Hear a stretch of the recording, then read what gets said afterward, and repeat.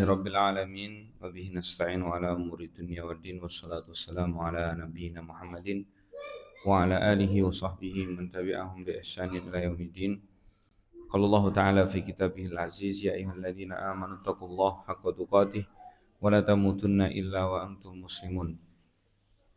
وقال عليه الصلاة والسلام: اتق الله حيثما كنت وأتبع السيئة الحسنة تمحوها وخالق الناس بخلق حسن.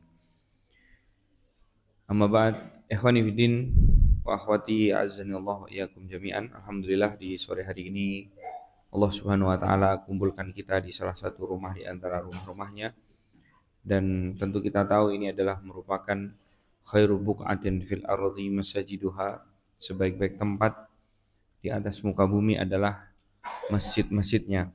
Semoga Allah Subhanahu wa taala menggolongkan kita semua termasuk orang-orang yang kelak di akhirat mendapatkan naungan dari Allah Subhanahu wa taala, di mana di hari tidak ada naungan kecuali naungan darinya. Sab'atun yudhilluhumullahu fi dhillihi yauma la dhilla illa dhilluh. Salah satu di antaranya adalah kita harapkan kita memiliki keterikatan dengan masjid, memiliki keterikatan dan keterpautan hati kita dengan majlis-majlis ilmu yang diadakan di masjid-masjid Allah Subhanahu wa taala. Amin. Ikhwani fiddin, Bapak dan Ibu rahimani wa rahimakumullah. Sore ini adalah kajian tematik. Saya diminta oleh panitia untuk memberikan nasihat dan juga memberikan materi umum kaitannya dengan apabila seorang hamba dicintai oleh Allah Subhanahu wa taala. Tentu yang pertama adalah saya menjalankan salah satu sunnah Nabi kita SAW, di mana beliau pernah menasihatkan kepada kita, dan ini tentu berlaku bukan hanya untuk saya, tapi berlaku untuk semua kita. Walaupun kita adalah seorang yang notabene mungkin belum pernah belajar taksil ilmi, belum pernah mondok misalkan, belum pernah belajar ilmu syariat, belum pernah belajar nahwu shorof, balaghah, belum pernah belajar mustalah hadis, ulumul Quran, usul fikih, atau kemudian mustalahul hadis, atau bahkan belajar tentang fikih sirah dan seterusnya. Rasulullah SAW memberlakukan semua kita, ya. Dalam satu hadis beliau mengatakan, wa idzastansohaka fansohu. Apabila engkau diminta untuk memberikan nasihat, maka berikanlah nasihat. Tentu tidak setiap orang yang kemudian memberikan nasihat terancam dengan ayat dalam Al-Quran, ya kabura maqtan indallahi an taqulu ma la taf'alu. Tidak. Itu bagi siapa mereka yang kemudian mendapatkan ancaman begitu adalah ketika mereka memberikan nasihat tapi dia ada keinginan tidak mau melakukan, atau kemudian dia berlalai-lalai dalam ketika dia menasihatkan kebaikan, dia sendiri tidak mau mendatanginya, ya, atau dia melarang pada keburukan, dia sendiri terjerumus ke dalamnya dengan kelalaiannya, bukan dengan, ya, ciri dari seorang hamba yang mungkin bisa saja tergelincir. Berbeda ya antara kemudian orang yang memang bersungguh-sungguh dalam kemudian memberikan nasihat untuk dirinya, lalu kemudian dia delivery juga untuk orang lain. Ini hal yang berbeda. Berapa banyak di antara para dai, para ustadz yang kemudian mungkin terjerumus pada kekeliruan, pada kesalahan, pada dosa, karena memang mereka adalah manusia. Tetapi hakikat daripada kemudian wa idzastansohaka fansohu itu artinya adalah apabila kemudian seorang hamba itu, ya, dimintai oleh saudaranya untuk memberikan nasihat, maka dia harus senantiasa memberikan nasihat. Kenapa Nabi SAW mengharuskan mereka memberikan nasihat? Sedangkan ada ayat yang lain yang kemudian, ya, seakan-akan mengancam mereka yang memberi nasihat tidak mau mengamalkannya. Kenapa? Karena hakikat daripada kemudian nasihat yang diberikan dan disampaikan oleh siapapun di antara kita, hakikatnya nasihat itu untuk dirinya sendiri. Oleh karena itu sore ini saya sesungguhnya menasihati saya sendiri, dan mudah-mudahan apa yang saya sampaikan, ya, bisa kemudian diambil oleh semua yang hadir. Amin. Amin ya rabbal alamin. Bapak dan Ibu rahimani wa rahimakumullah, sore ini insyaallah taala ada satu hadis dari Nabi kita sallallahu alaihi wasallam, di mana beliau pernah menyebutkan, ya, dalam satu hadis Rasulullah menyatakan, innallaha idza ahabba abdan da'a Jibril. Nabi SAW menyebutkan bahwa ketika seorang hamba itu dicintai oleh Allah Subhanahu wa taala, Allah akan mengabarkan kepada malaikat terbaiknya, yaitu malaikat Jibril. Allah menyebutkan idza ahabba, kata Nabi SAW, idza ahabba abdan da'a Jibril. Malaikat Jibril itu akan dipanggil oleh Allah Subhanahu wa taala, ingin kemudian senantiasa memberitahukan kepadanya bahwa Allah mencintai seseorang. Inni uhibbu fulanan fa'ahibbah. Maka kemudian fa'ahibbu, kata Nabi SAW, Allah Subhanahu wa taala mengumumkan, wahai Jibril, ana ini, kata Allah Subhanahu wa taala, aku ini mencintai si fulan. Maka cintailah dia. Jadi Allah Subhanahu wa taala memberitahukan kepada Jibril tentang kecintaannya kepada seorang hamba, kepada malaikat Jibril, untuk apa? Untuk kemudian malaikat Jibril juga mencintai hamba tersebut. Ya, maka ikhwani fiddin azanallahu wa iyyakum jami'an, setiap kita harus senantiasa memiliki kepentingan untuk mengambil sebab-sebab agar Allah Subhanahu wa taala mencintai kita. Hadis ini nggak perlu saya panjang lebarkan, karena inti daripada hadis ini adalah Allah mengabarkan kepada malaikat Jibril untuk mencintai hamba yang dicintainya. Sekarang pertanyaannya adalah, bagaimana caranya agar kita dicintai oleh Allah Subhanahu wa taala? Ini kan pertanyaan besar. Bagaimana caranya? Nah, Allah Subhanahu wa taala dalam satu hadis Nabi kita sallallahu alaihi wasallam diterangkan, salah satu tanda untuk kemudian kita melihat diri kita dicintai atau tidak oleh Allah adalah dengan yang pertama, sejauh mana kita mengamalkan amalan-amalan soleh. Nabi Shallallahu Alaihi Wasallam ya dalam satu kesempatan beliau pernah bersabda, ya, idza ahabballahu abdan ista'malahu. Nabi SAW menyebutkan apabila seorang hamba senantiasa dicintai oleh Allah Subhanahu wa taala dan diinginkan kebaikan untuknya. Ya, dari sini kemudian bisa kita akan melihat, oh, berarti kalau kita pengen dicintai oleh Allah itu lihat bagaimana Allah menginginkan kebaikan kita atau tidak. Nah, menginginkan kebaikannya Allah Subhanahu wa taala atas seorang hamba itu dengan tanda dari berupa apa? Dari dimana kemudian orang tersebut mau mengamalkan amal soleh. Makanya lihat bagaimana Allah Subhanahu wa taala ketika menyebutkan di dalam Al-Qur'an tentang ciri-ciri orang-orang yang bertakwa. Tentang ciri-ciri orang-orang yang senantiasa beriman dan bertakwa. Dalam surah Ali Imran, antum bisa cek, Bapak biasa belajar ngelihat bareng-bareng enggak? Atau biasanya cuma dengar aja dari ustadznya? Coba dibuka Al-Quran aplikasinya atau Al-Quran yang punya Al-Quran dibuka. Dalam surah Ali Imran ayat 134 sampai ayat 135. Di situ dijelaskan Allah Subhanahu wa taala menyebutkan ciri-ciri mereka orang-orang yang bertakwa. Orang-orang yang bertakwa itu adalah orang yang dicintai oleh Allah Subhanahu wa taala. Orang yang diinginkan kebaikan olehnya. Allah menyebutkan alladzina yunfikuna fis sarra'i wad-dharra wal kadhimina al-ghaidha wal 'afina 'anil nas wallahu yuhibbul muhsinin.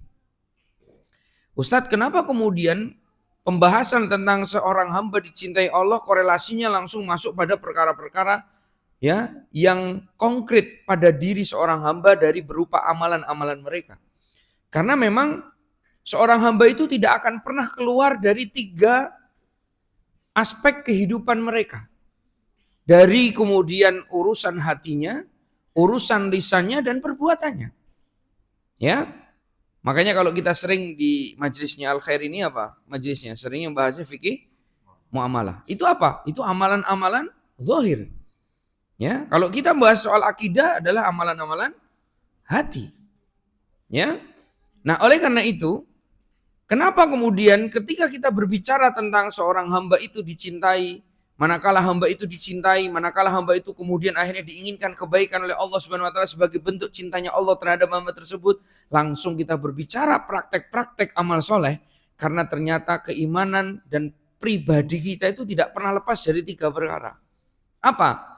Keimanan seorang itu terdiri dari 3 komponen, i'tiqadu bil janan, wa qaulu bil lisan, wal amalu bil arkan.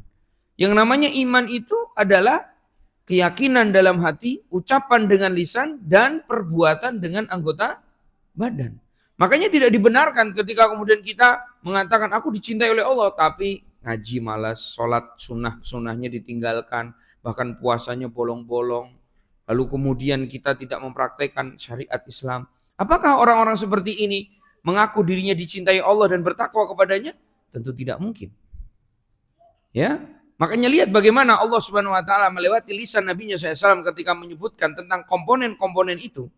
Nabi SAW pernah mengatakan al-imanu bid'un wa sab'una syu'batan. Iman itu ada lebih dari 70 cabang. Dalam riwayat yang lainnya bid'un wa sittuna syu'batan. Ada lebih dari 60, tapi kemudian banyak para ulama menyebutkan bid'un wa sab'una syu'batan. Ada lebih 60, ada lebih 70. A'laha kalimatul la ilaha illallah wa adnaha imatatul adza'i anit thariq wal haya'u syu'batun minal iman. Nabi SAW dalam hadis ini hendak menjelaskan kepada kita tentang 3 komponen yang tadi kita sebutkan. Bahwa iman itu ada lebih dari 70 cabang. Paling tingginya adalah kalimat la ilaha illallah sebagai bentuk realisasi dan bentuk ikrar seorang hamba dalam memasuki agama Islam. Asyhadu an la ilaha illallah wa asyhadu anna Muhammadan Rasulullah.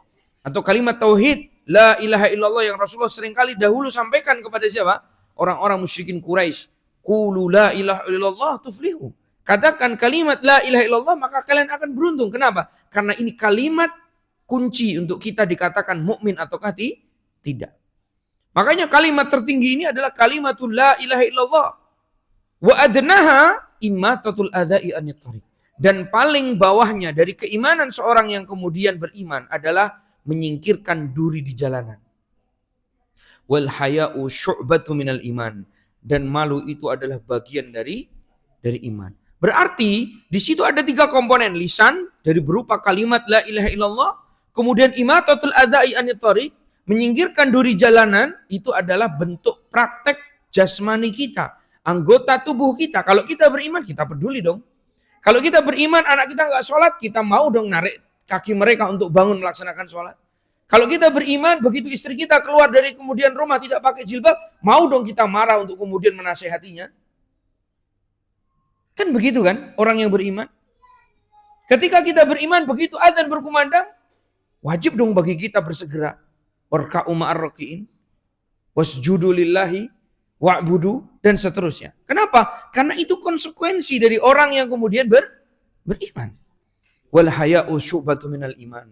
Dan malu itu adalah bagian dari keimanan. Bahkan rasa malu yang kemudian itu komponen hati pun diingatkan oleh Nabi SAW merupakan bagian komponen keimanan seorang hamba. Makanya dalam satu kesempatan Nabi SAW mengingatkan kepada para sahabat dan para sahabiah pada saat itu.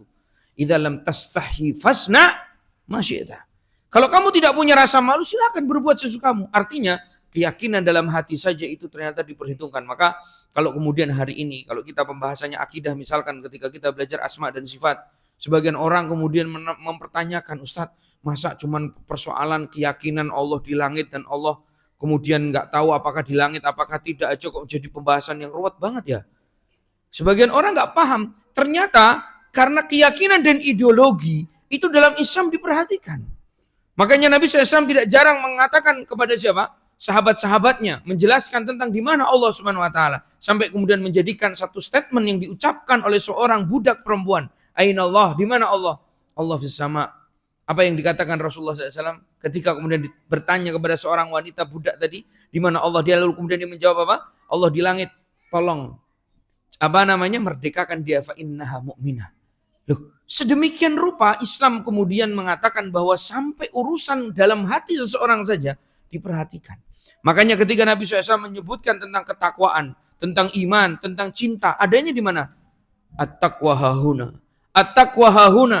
At-taqwa hahuna. Mungkin kita bisa sholat, mungkin kita bisa sedekah, mungkin kita bisa sujud, mungkin kita bisa kemudian pergi haji. Tapi kemudian apakah Allah Subhanahu wa taala membiarkan hati kita terbengkalai dan tidak kemudian selaras, senada dengan apa yang kemudian kita lakukan? Tidak. Sampai-sampai Allah Subhanahu wa taala melewati lisan Nabi SAW mengatakan apa? Innallaha la yanzuru ila suwarikum wala ajsamikum walakin yanzuru ila qulubikum wa a'malikum. Kenapa? Karena Allah Subhanahu wa taala dalam masalah komponen ini diperhatikan. Sampai-sampai ketika kemudian orang itu beribadah, menyembelih kurban itu bukan sembarangan. Menyembelih kurban itu bukan sembarangan. Dia beli hewannya, dia sembelih. Fasalli li rabbika wanhar. Lalu kemudian Allah berkomentar di dalam Al-Quran menyatakan tentang pentingnya ketika kita berkorban, apa yang harus dihadirkan? komponen hati dalam diri seorang hamba. Allah berfirman, la yanalallahu luhumuha wala dima'uha walakin yanaluhu taqwa minkum. Sesungguhnya Allah Subhanahu wa taala tidak butuh akan daging dan darah yang kalian kucurkan, tetapi Allah senantiasa melihat ketakwaan. Allah akan senantiasa memperhatikan apa yang kemudian ada dalam hati kalian. Walakin yanaluhu taqwa minkum. Maka teman-teman rahimani wa rahimakumullah, 3 komponen ini kita pahami dulu, bagian dari unsur-unsur dalam diri kita yang harus senantiasa menjadi objek perhatian kita. Boleh kita selalu ngaji, tapi coba perhatikan tazkiyatun nufus kita, hati-hati kita ini. Setelah ngaji, bertambahkah kita bertakwa? Setelah kita kemudian belajar, bertambahkah keimanan kita? Setelah kita mengetahui ini sunnah, ini bid'ah, ini tauhid, ini syirik, ini yang benar, ini yang salah, ini menuju surga, ini menuju kemudian terjerumus pada neraka. Sudahkah kita melakukannya? Oleh karena itu ketika kita berbicara tentang Allah mencintai seorang hamba, Nabi SAW mengatakan, idza ahabballahu abdan ista'malahu. Ketika seorang hamba itu diinginkan kebaikan oleh Allah, Allah akan jadikan hamba itu digunakan olehnya untuk beramal soleh. Kenapa? Karena amal soleh bentuk dari apa? Bukti di mana kemudian seorang hamba itu dicintai oleh Allah Subhanahu wa taala, dan tanda yang bisa kita lihat secara kasat mata. Jangan kalau misalkan malam-malam jam 2, jam 1 tidur bablas sampai subuh, itu menunjukkan jenengan sudah bisa mengatakan pada diri Anda berarti tidak diinginkan oleh Allah untuk dicintainya. Jadi kalau kita bangunnya subuh, ya Allah, astagfirullah, ya Allah, kelewat sholat 2 rakaat sholat malam, ya Allah, itu kalau orang tahu dia akan nangis. Kenapa? Karena dia berarti selama 1 malam tidak diinginkan kebaikan oleh Allah Subhanahu wa taala. Gampang apa tidak? Termasuk ketika kemudian kita terlambat sholat, yakinlah kalau orang berilmu dia pasti menyesal. Karena keterlambatan sholat yang dia kemudian alami pada saat itu tidak akan pernah terulang lagi. Karena waktu terus berjalan, wa tilkal ayyamu nudawiluha bainan nas. Oleh karena itu teman-teman rahimani wa rahimakumullah, saya akan membawa panjenengan kepada beberapa ayat yang tadi kita sampaikan. Yang pertama adalah salah satu bukti ketika Allah Subhanahu wa taala mencintai kita adalah kita mau alladzina yunfiquna fis sarra'i wadh-dharra. Ustaz, saya kok ngelihat pembahasan sore ini biasa dengar ayat ini tapi dalam perspektif lain ya. Dianggapnya orang yang berinfak itu ya pokoknya itu bentuk daripada iman saja. Enggak. Ada banyak hal yang kemudian diterangkan oleh para ulama, unsur-unsur yang lebih dalam dari sekedar kemudian dia beramal soleh.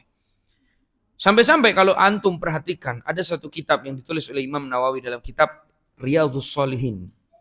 Ada satu hadis yang Rasulullah SAW di sana beliau sampaikan, was-shadaqatu burhanun. Sedekah itu adalah tanda nyata, bukti nyata kalau kita itu beriman. Bukti nyata kalau kita ingin dicintai oleh Allah Subhanahu wa taala.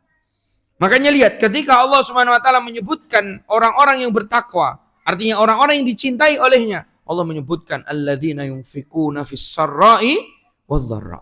Kisah tentang alladzina yunfikuna fis sarra'i wadh-dharra ini ada dalam kisah yang diterangkan oleh Al-Imam Ibnu Qayyim Al-Jauziyah rahimahullahu taala ketika menyebutkan tentang perang Tabuk di tahun 9 Hijriah, tepatnya di bulan Rajab. Bapak pernah dengar itu? Kisah tentang perang Tabuk? Belum pernah dengar kisah perang Tabuk? Wah, yang mana Ustadz? Yang mana nih? Kita cerita dulu sore-sore ini. Boleh. Saya ceritakan secara singkat. Ya. Perang Tabuk itu terjadi di tahun 9 Hijriah. 1 tahun sebelum meninggalnya Rasulullah SAW. Di bulan Rajab, Rasulullah SAW mengumumkan sebuah sayembara, perlombaan dan musabaqah. Beliau mengatakan, man jahasa jaisal usrah falahul jannah. Barang siapa yang kemudian hari ini membantu pasukan perangku yang berat, yang sulit, yang sedang susah, maka baginya surga. Antum tahu ketika Rasulullah membuka sayembara, apa yang kemudian terjadi pada saat itu? Gempar para sahabat. Tidak ada satupun para sahabat yang keluar dari rumahnya tidak membawa apa-apa. Ternyata perlombaan sedekah itu diikuti oleh semua civitas para sahabat. Sampai tak terkecuali anak-anak dan bahkan orang miskin sekalipun mereka berbondong-bondong bawa harta mereka. Dalam sejarah, nggak usah jauh-jauh, ini ceritanya nanti saya itu biasa kalau sirah itu mendramatisir, Bu. Sampai ada yang ngomong, Ustaz, anak kayak delok kayak antum cerita kayak delok film, Ustaz. Walau aku tegang, Ustaz tuh gempur-gempur lagi. Ngampunten niki. Ini sedikit saya ingin singkat aja karena saya ngeliat waktu terus itu. Waktunya berjalan lagi. Habis ini maghrib saya mau ngisi kajian, qadarullah. Sebenarnya pertemuan kita ini kalau mau begini itu bisa 2 jam enak. Nanti ada tanya jawab. Ya insya Allah lah nanti kapan-kapan kesempatan yang lain insya Allah kita punya waktu yang luang bisa tanya jawab. Saya akan cerita sedikit secara singkat saja. Ketika Rasulullah SAW mengumumkan itu teman-teman, apa yang dilakukan Rasulullah?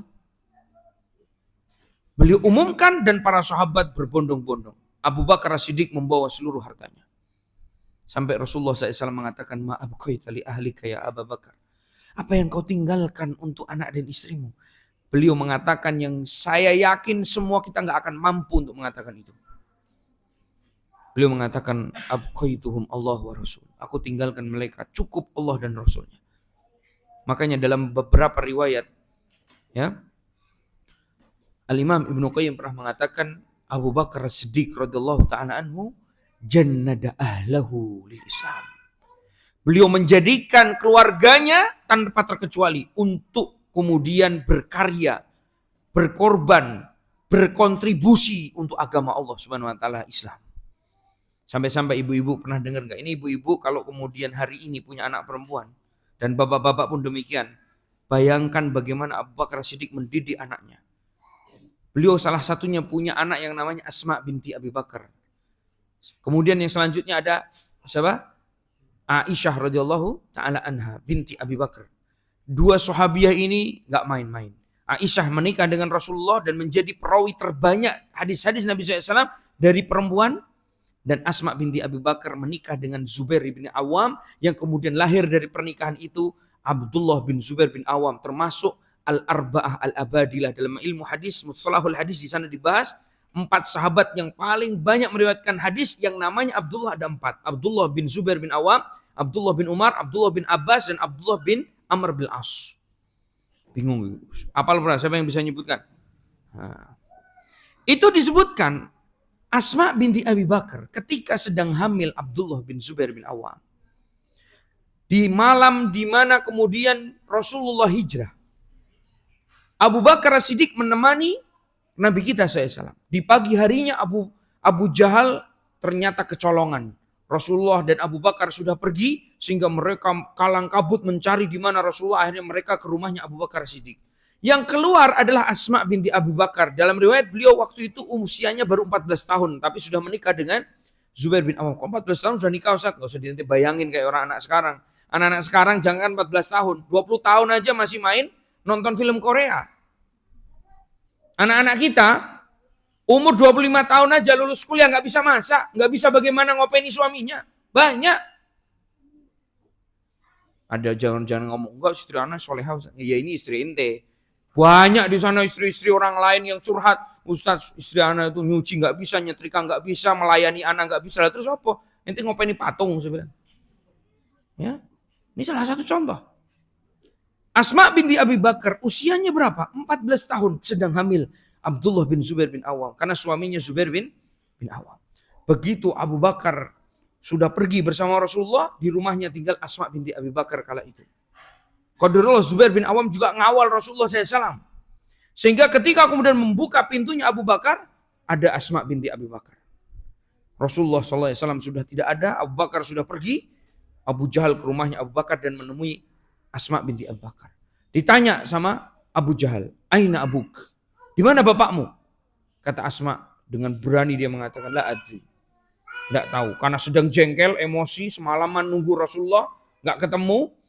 Abu Jahal dengan tangannya yang besar, dia tampar itu Asma binti Abu Bakar. Keluar darahnya. Apa yang dikatakan oleh Asma? Perkataan yang sesungguhnya simpel, tapi ini nasihat untuk kita para laki-laki. Ibu-ibu senang nih, bagus-bagus nasihatin suami anak. Ya? Apa yang dikatakan oleh Asma? Beliau kemudian mengatakan, Ya Abul Hakam, Wahai Abu Jahal, tadi manggilnya Abul Hakam. Dihormati itu. Orang tua yang kemudian terkenal, orang yang tersohor, dipanggil dengan Abul Hakam. Ya Abul Hakam, awalam taqdir ala rijali tadribun nisa? Apakah kau tidak lagi mampu melawan laki-laki kami dan kemudian kau pukul perempuannya? Subhanallah. Langsung malu Abu Jahal dan lari dari Asma binti Abi Bakar. Coba kalau anak-anak kita, nggak usah anak-anak dah, ibu-ibu ditampar begitu, nangis lah paling. Bu, anak-anak umur 14 hari ini bisa nggak ngomong seperti Asma binti Abi Bakar? Yang penuh dengan makna? Enggak. Sekarang tontonannya Korea. Sekarang anak-anak kita pikirannya Instagram. Setiap hari joget-joget gini-gini. Ini PR kita nih para suami. PR kita nih para ibu. Untuk bagaimana mengondisikan anak-anak kita, harusnya mereka adalah orang-orang yang hari ini punya kepentingan mendidik anak-anak mereka. Ya? Maka dari itu di sini juga kita ingin sampaikan nasihat. Laki-laki yang kuat, laki-laki yang gentle tidak mungkin akan mukul perempuan. Ibu-ibu nggak usah ngomong, ada suami anak pernah nampar Ustaz, nggak usah ngomong dulu. Yang penting sudah pernah dulu, tobat. Tapi bukan di sini, bapak-bapak di sini insya Allah baik-baik semua, ya. Alhamdulillah. Ini salah satu faedah. Nah, ketika kemudian Abu Bakar As-Siddiq, kembali ke kisah tadi, Abu Bakar As-Siddiq radhiyallahu taala anhu berinfak dengan seluruh hartanya. Ini bukan masalah yang gharib lagi di tengah-tengah para sahabat. Semua sahabat sudah yakin dengan apa yang dilakukan oleh Abu Bakar As-Siddiq radhiyallahu taala anhu. Makanya semua para sahabat tercengang dengan apa yang dilakukan oleh Abu Bakar As-Siddiq. Yang kedua, Utsman bin Affan. Singkat cerita, nggak bisa sih cerita singkat-singkat Pak ya ternyata ya. Nggak bisa. Habis ini insya Allah tak singkat. Utsman bin Affan radhiyallahu taala anhu begitu kemudian datang membawa 2000 dinar. 1 dinar itu Pak 4 gram emas, 4, sekian gram emas. Sekarang emas 1 gram berapa? 2 juta. 1 dinar berarti berapa? 8 juta. Kali 2000. 16 miliar. Emas dari dulu harganya sama sampai sekarang. Artinya nilainya sama. Emas itu. Diletakkan di depan Nabi SAW 2000 dinar. Bukan sampai di situ saja. Beliau membawa 300 unta. Dalam riwayat ada yang menyebutkan 100 unta. Anggaplah nggak usah 300, 100. Satu unta itu 30 juta, anggap paling murah. 30 juta kali 100 sudah 3 miliar. Ditambah 1 kudanya itu 50 dengan peralatan perangnya. Anggaplah 1 kuda yang untuk ditunggangi orang-orang panglima itu minimal hari ini harganya itu 100 juta. Kali 50, 5 miliar Pak. Makanya Rasulullah SAW ketika melihat apa yang dilakukan oleh Utsman ibn Affan radhiyallahu taala anhu, beliau mengatakan apa? Ma dharra Utsman ba'da ma fa'alahu hadzal yaum. Tidak akan pernah termudaratkan Utsman ibn Affan dengan apa yang dilakukannya hari ini. Dia membeli surga dengan hartanya. Umar bin Khattab datang dengan membawa setengah hartanya. Ada yang membawa dengan 1/4 hartanya. Dari beberapa sahabat yang kaya seperti Jabir bin Abdullah, Abdurrahman bin Auf. Mereka datang dengan membawa harta yang begitu banyak. Diletakkan semua. Kenapa? Karena judulnya ini sedang lomba sayembara dalam Islam. Pertanyaannya, di mana orang-orang miskin? Apakah mereka berpaku tangan dan hanya menjadi penonton? Tidak sama sekali. Mereka juga ingin membuktikan tentang keimanan mereka. Sehingga mereka datang kepada Rasulullah SAW dengan beberapa harta yang mereka miliki. Ada yang membawa 1 mud dari gandum yang dia miliki. Hanya itu di rumahnya dibawa Pak. 3 biji kurma. Bahkan ada yang bawa 1 biji kurma. Dia tidak punya kecuali 1 biji kurma. Dia letakkan di depan Nabi SAW. Ikut berpartisipasi. Dan kemudian Rasulullah SAW menyambut dengan sukacita. Makanya Bapak Ibu, kita kalau kemudian dengar ada namanya donasi dibuka. Kadang-kadang kita yang lagi nggak punya duit begini. Udahlah itu yang banyak-banyak duit aja lah anak. Nggak punya duit Ustadz. Ini adalah orang-orang yang binasa. Yang rugi. Kata Abdullah bin Mas'ud, satu asar yang sahih disebutkan oleh beliau, al-halaku fitnatain. Halak, kebinasaan itu ada pada 2 orang. Yang pertama adalah al-qunut, yang kedua adalah al-ujub. Yang pertama adalah orang yang berputus asa. Ketika melihat, oh yang sedekah itu yang banyak duitnya, dia nggak mau sedekah. Bukan nggak mau, ada keputusasaan. Aduh, aku kalah sudah, nggak usah lah, nggak usah ikut lah. Ini adalah sifat yang buruk yang harus kita buang jauh-jauh. Kenapa? Karena ternyata itu adalah kebinasaan. Adapun yang kedua adalah orang yang ujub. Orang kalau sudah ujub, itu binasa sudah. Tapi ujub bukan pembahasan hari ini ya. Yang kita bahas sekarang adalah keputusasaan. Kalau orang kemudian putus asa, itu bukan sifatnya seorang mukmin. Kenapa? Karena itu diajarkan oleh para sahabat pada saat itu. Sampai pun orang yang paling miskin di tengah-tengah para sahabat ternyata bersedekah. Bahkan disebutkan oleh para ulama. Ini hadis yang ada dalam kitab Arba'in Nawawi. Panjenengan insya Allah harusnya sudah hafal. Ada beberapa sahabat yang tidak bisa bersedekah karena benar-benar tidak punya. Kalau tadi ada yang punya cuma 1 biji kurma dibawa. Ini benar-benar nggak punya. Mereka datang kepada Nabi SAW, ya Rasulullah, dhahaba ahlu duthur bil ujur. Mereka ini orang-orang kaya sudah memenangkan perlombaan ini. Mereka sudah memboyong harta-harta mereka untuk disedekahkan sehingga mereka boyong semua itu pahala-pahala dari Allah. Bagaimana tidak? Kami kalahlah dari mereka, wahai Nabi. Sahabat-sahabat yang gak punya apa-apa ini. Maka Rasulullah SAW mengatakan, ketika mereka mengatakan kepada Nabi SAW, bagaimana tidak kita kalah wahai Nabi dengan mereka. Lawang mereka itu ketika kita sholat, mereka ternyata bisa sholat. Ketika kita puasa, mereka pun semangat dalam berpuasa. Yusalluna kama nusalli, wa yasumuna kama nasum. Mereka itu sholat sebagaimana kami sholat. Mereka puasa sebagaimana kami puasa. Artinya para sahabat yang miskin itu kan pengen berlomba. Anak gak punya duit, sudah puasa aja kan gitu kan. Sebagaimana Nabi SAW pernah sebutkan oleh Aisyah radhiyallahu ta'ala anha di pagi hari. Salah satu perbedaan yang kemudian dijelaskan oleh para ulama fikih tentang bagaimana bedanya puasa Ramadan dengan puasa sunnah itu gak perlu ada niatan di malam hari kalau puasa sunnah. Tapi kalau puasa Ramadan harus. Makanya kemudian Rasulullah SAW mengajarkan di setelah subuh, beliau pulang dari masjid tanya sama Aisyah, hari ini ada sarapan apa? Kata Aisyah, gak ada kecuali air putih, kalau begitu aku puasa. Artinya orang-orang yang hari ini tidak punya apa-apa berpotensi besar untuk banyak-banyak puasa. Tapi yang ajibnya kata para sahabat, ketika kami banyak puasa, yang kaya pun puasa. Menunjukkan kepada kita orang-orang para sahabat ini betul-betul menginginkan untuk membuktikan bahwa mereka menginginkan untuk dicintai oleh Allah Subhanahu wa taala. Sehingga para sahabat mengatakan yusalluna kama nusolli wa yasumuna kama nasum. Mereka sholat sebagaimana kami sholat. Mereka puasa sebagaimana kami puasa. Sehingga kami semua kalah wahai Nabi. Tetapi yang kemudian kita tidak bisa lakukan adalah mereka ini wayatasaddaquna bifuduli amwalihim. Mereka bersedekah dengan banyaknya harta mereka. Sedangkan kami nggak bisa sedekah. Antum tahu bagaimana Islam mengajarkan dan mendidik umatnya untuk tidak berputus asa? Nabi SAW menyebutkan kepada para sahabat yang kala itu hampir putus asa. Beliau mengatakan, ala bikulli takbiratin sadaqah, wa tahmidatin sadaqah, wa takbiratin sadaqah, wa tasbihatin sadaqah. Bukankah Allah telah menjadikan untuk kalian di mana setiap tasbih, setiap tahlil, setiap tahmid yang kalian ucapkan bernilaikan sedekah? Seakan-akan Nabi Muhammad kemudian mengatakan kepada para sahabat, jangan putus asa. Tenang, kalau kamu tidak bisa sedekah dengan uang, maka sedekahlah dengan zikir yang kamu bisa lakukan kapan saja.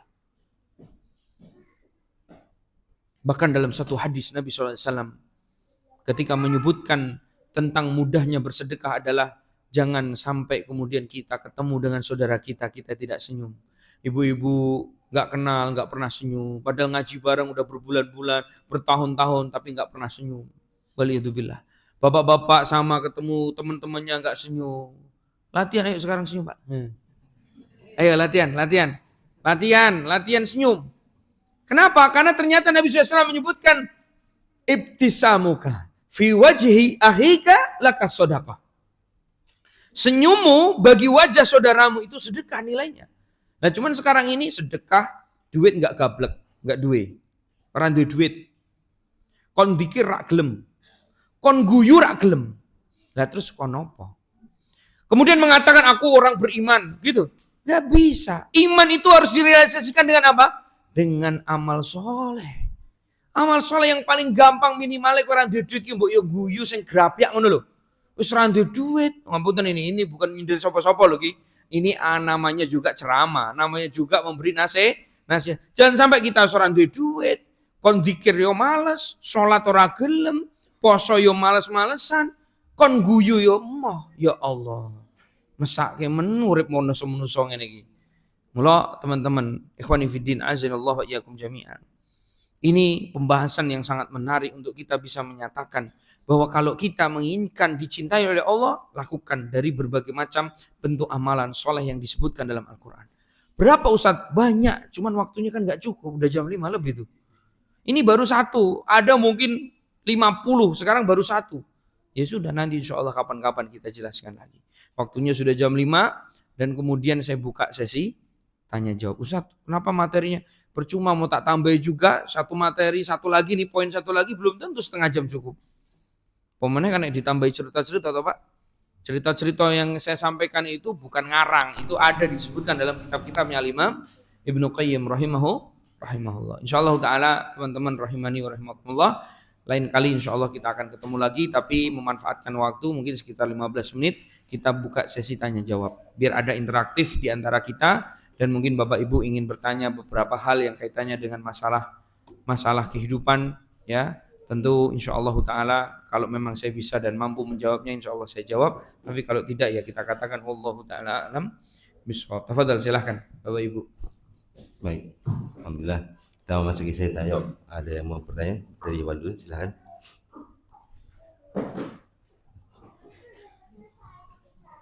Bismillahirrahmanirrahim. Assalamualaikum warahmatullahi wabarakatuh. Waalaikumsalam. Bertanya Ustadz terkait tadi sedekah Ustadz ya. Tadi kan disampaikan kita harus bersedekah dengan apapun yang kita miliki ya. Nah itu mungkin sharing pengalaman ya Ustadz ya. Pernah juga saya juga seperti itu. Jadi ketika ada kayak donasi ataupun kita dituntut untuk misalnya kita memberikan sesuatu kepada saudara kita, kadang saya juga mungkin iman saya lemah ya Ustadz ya. Jadi iman saya lemah, kemudian saya berpikir berkali-kali untuk bersedekah. Nah saya berpikir juga apakah kata ada hadis bilang kalau sedekah terbaik itu adalah untuk keluarga kita, orang terdekat kita, istri kita, anak-anak kita. Nah itu saya berpikir saya utamakan dulu istri dan anak-anak. Nah itu bagaimana pendapatnya Ustadz? Apakah seperti itu atau baiknya seperti apa? Makasih Ustaz. Jazakallahu khairan. Betul, memang ada beberapa keterangan para ulama sedekah yang terbaik adalah kepada keluarga kita, kepada istri dan anak-anak kita. Betul, kalau itu konteksnya adalah soal deliverynya, kontribusinya. Kalau kita membahas soal skala prioritas, betul, paham ya? Tapi kan kita tahu bahwa kita sudah menafkahi mereka, kita sudah sedekah dengan mereka. Apa kita tidak kemudian mengatakan bahwa sedekah kepada yang lain juga bermanfaat?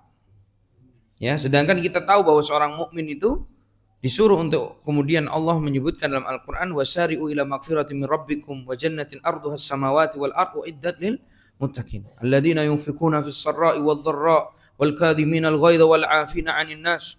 Dan berbagai macam hadis bukan, bahkan Rasulullah SAW menyampaikan apa? Badiru bi a'mali fitanan. Nabi SAW pernah mengatakan teruslah beramal soleh karena masalah kemudian fitnah-fitnah yang akan menyambar-nyambar dalam kehidupan kita itu begitu banyak. Kemudian ditambah lagi informasi dari Nabi SAW juga, Innallah fi auni abdi makanal abdu fi auni akhi.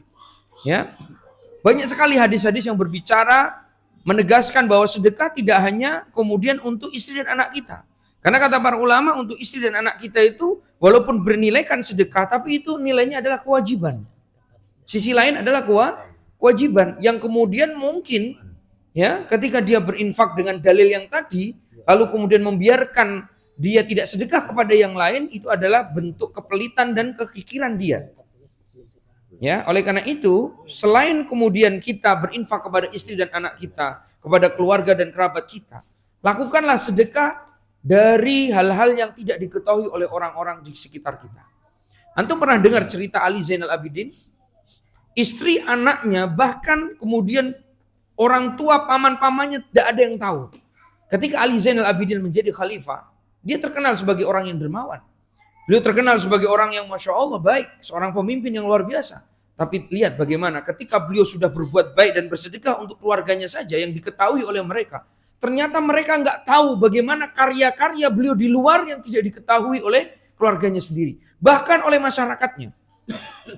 Di era kepemimpinan beliau, itu orang-orang miskin selalu mendapati makanan di depan rumah-rumah mereka. Dan tidak ada yang tahu siapa yang membagi makanan itu. Sampai pada kemudian akhirnya ketika Ali Zainal Abidin meninggal, istrinya ketika memandikan bingung, kenapa suamiku itu di bagian punggungnya seperti kapalan.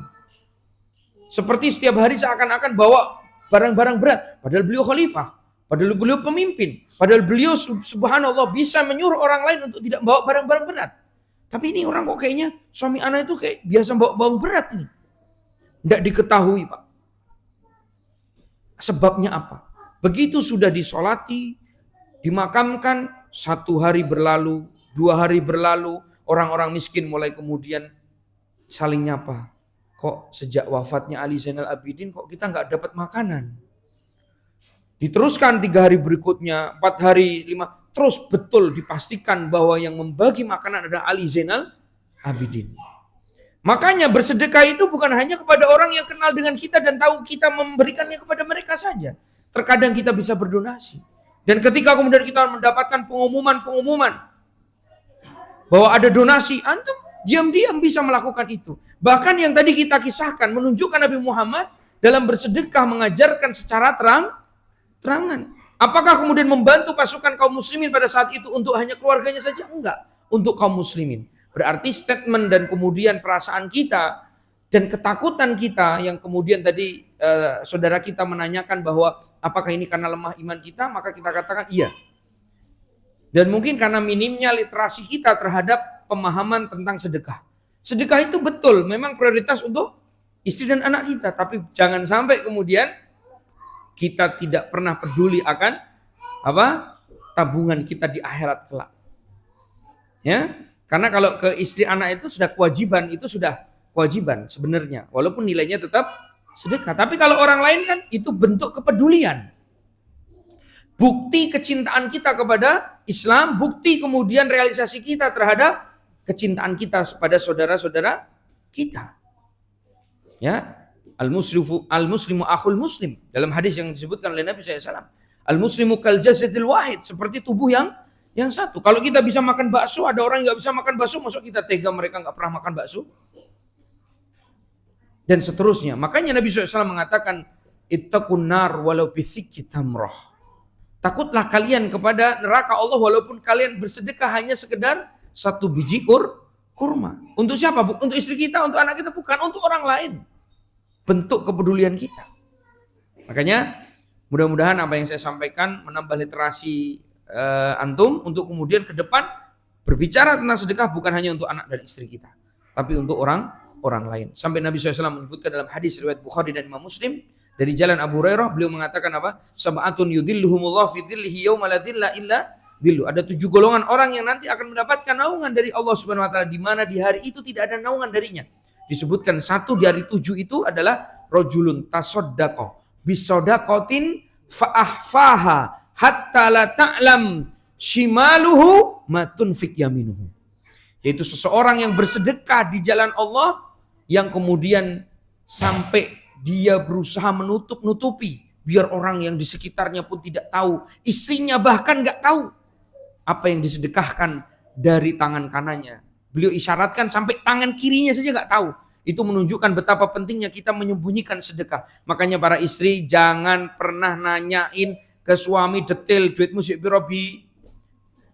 Duit musik piro kok setorannya bulan ini kok mau 5 juta, biasanya 6 juta. Biarkan suaminya sedekah di masjid. Biarkan suaminya kemudian menginvestasikan sebagian hartanya untuk orang tua kandungnya. Untuk kemudian yayasannya, untuk kemudian majelis taklimnya. Karena itu adalah merupakan bentuk kecintaan dia kepada Allah Subhanahu wa ta'ala. Dan bukti nyata bahwa dia orang yang beriman. Justru kalau istri-istri itu jaluk duit TKP wek bojone, ini menunjukkan nih bojo wedok iki ora pengin bojo lanange dadi wong soleh. Harusnya ada orang ngerti. Udah Bi, aku cukuplah 50 juta aja. Yang 150 juta udah Bi, bawa setiap bulan bagi-bagi aja gitu. Dan aku ngomong 1 juta kan malah bingung, juta kurang Ustaz. 5 juta kurang Ustaz. Nah, ini saya contohkan. Ya Bi, pokoknya Umi cukuplah 50 juta.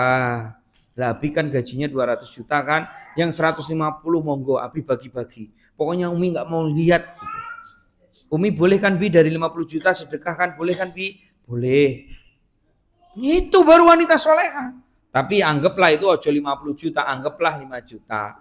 Ibu-ibu juga harus punya kepentingan Bu. Untuk apa? Untuk sedekah. Ustadz, tapi bojoku ngasihnya cuma 1.500.000 Ustadz. Loh. 1.500.000 pun ibu bisa nggak 50.000 disisihkan? Bisa. Antum tahu? Ini sebenarnya itu tadi lah. Kita ini kadang ditanya satu pertanyaan bisa 1 jam jawabnya Pak. Bener. Saya baru pulang tadi sebelum asar saya baru pulang dari Solo. Saya ngisi ceramah di Hotel Syariah Solo sama teman-teman Muslim Bikers. Ceramah saya sampai diminta sama teman-teman, Ustaz tambahi Ustaz jamnya Ustaz, 2 jam kayaknya kurang sama antum. Ya sudah nanti kita privat di kamar hotel saya bilang. Ada yang datang ke kamar hotel cerita apa gitu ya. Tapi memang subhanallah, nikmat kita kalau bicara tentang agama, nggak ada habisnya. Seakan-akan ayat-ayat Al-Quran itu masih banyak yang belum kita tahu. Seakan-akan hadis-hadis Nabi SAW yang jumlahnya yang dihafal oleh Imam Bukhari itu lebih dari 200.000 Pak. Sedangkan antum dengar hadis antum sekarang saya tanya, yang hafal 100 hadis di sini siapa? Yang dihafal oleh Imam Al-Bukhari itu 224.000 hadis yang sahih. Yang tidak sahih itu separuhnya juga. Berarti hampir 500 hadis yang Imam Bukhari hafal. Ana punya teman, dia hafal 1.000 hadis. Ana ngelihatnya aja sudah melongo. Itu baru 1.000. Sedangkan kita paling dulu tes paling 50-100 hadis kita ujian di depan syekh kita hafalan gitu. Makanya Ana tanya, ada yang hafal di sini 50 hadis? Tak kasih hadiah. Nanti tesnya bisa besok ngomong dulu, Ana hafal 50 hadis, tak kasih hadiah langsung ini. Ada nggak di sini ibu-ibu yang hafal 50 hadis? Hah? Nggak ada. Aduh. Berarti besok-besok nanti kalau ketemu Ana harus hafal 50 hadis lah minimal. Atau 40 hadis minimalnya Arba'in Nawawi harus hafal itu.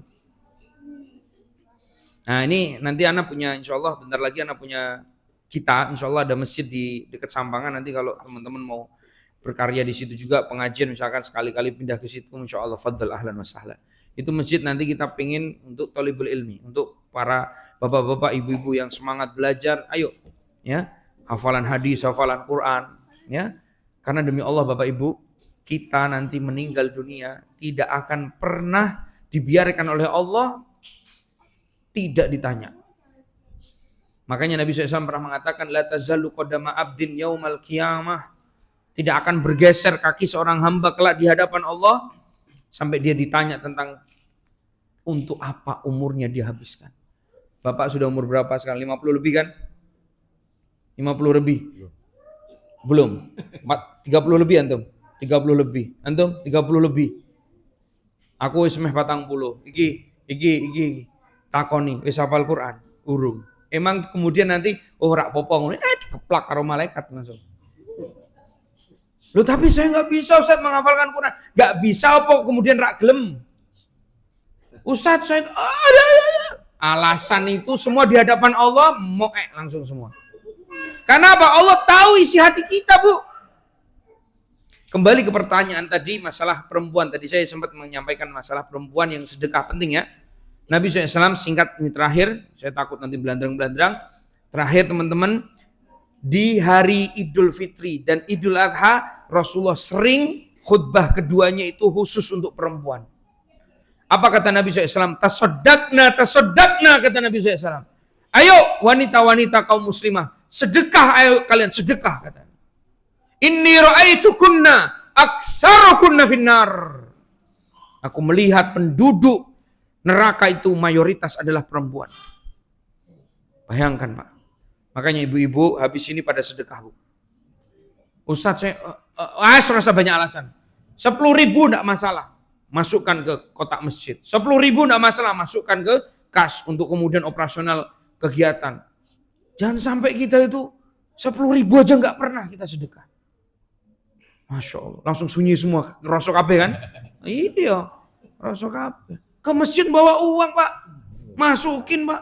Oh itu, diputer tuh langsung tuh petaannya. Iya, kata panitia, bagus Ustaz. Nah, sampai lali katanya. Jadi begitu teman-teman, Bapak Ibu rahimani wa rahimakumullah, semoga apa yang saya sampaikan di sore hari ini bermanfaat. Mohon maaf kalau saya agak gaya ceramahnya beda sama Ustaz Abu Umair. Ustaz Abu Umair hafizahullah itu tenang, kalem. Kalau Ustaz Hamzah agak teriak-teriak, memang beda karakter. Ya saya agak cc besar memang. Ya, kalau motor saya cc besar. Jadi seperti itu Bapak Ibu, mudah-mudahan apa yang saya sampaikan bermanfaat. Kita akhiri dengan doa kafaratul majlis. Subhanakallahumma bihamdika asyhadu an la ilaha illa anta astaghfiruka wa atubu ilaik. Assalamualaikum warahmatullahi wabarakatuh.